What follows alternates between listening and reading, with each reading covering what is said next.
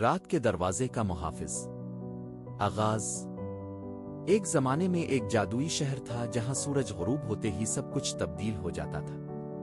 اس شہر میں ایک پرانا دروازہ تھا جسے رات کے دروازے کے نام سے جانا جاتا تھا۔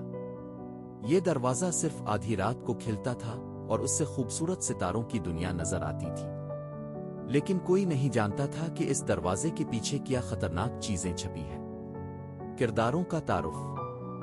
اس شہر میں سفیان نام کا ایک نوجوان لڑکا رہتا تھا جو بہت شجاع اور ذہین تھا۔ اس کے ساتھ ہادیہ نام کی ایک لڑکی تھی جو جادو سے بہت محبت کرتی تھی۔ ہادیہ کے دادا حاذق بزرگ شہر کے سب سے حکیم انسان تھے۔ وہ پرانے زمانے سے رات کے دروازے کو سنبھالتے تھے، اور ایک طاقتور جانور تھا جس کا نام روحان تھا۔ روحان ایک شیر جیسا مخلوق تھا لیکن وہ بہت دوست تھا۔ مرکزی حصہ اور چیلنج۔ ایک رات شہر میں سے تمام روشنی غائب ہو گئی۔ بزرگ حاذق بیمار ہو گئے اور سفیان کو بتایا کہ رات کے دروازے سے ایک سیاہ طاقت نکل آئی ہے۔ یہ طاقت سارے ستاروں کو چوری کر رہی ہے۔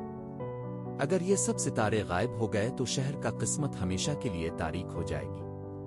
سفیان اور ہادیہ کو اپنے شجاع دل کے ساتھ رات کے دروازے کی طرف جانا پڑا۔ راستے میں انہیں بہت سے مشکل حالات کا سامنا کرنا پڑا۔ سیاہ بادلوں نے انہیں روکا، خطرناک جانوروں نے انہیں ڈرایا، لیکن وہ ہار نہیں مانے۔ روحان ہمیشہ ان کے ساتھ رہا اور انہیں ہمت دلاتا رہا۔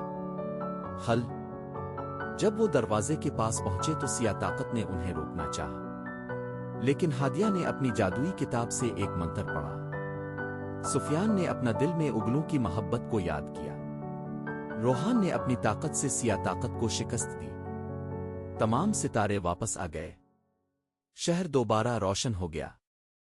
اخلاقی سبق۔ بزرگ حاذق نے سفیان کو سمجھایا کہ حقیقی طاقت ڈر میں نہیں بلکہ دوستی اور محبت میں ہے۔ جب ہم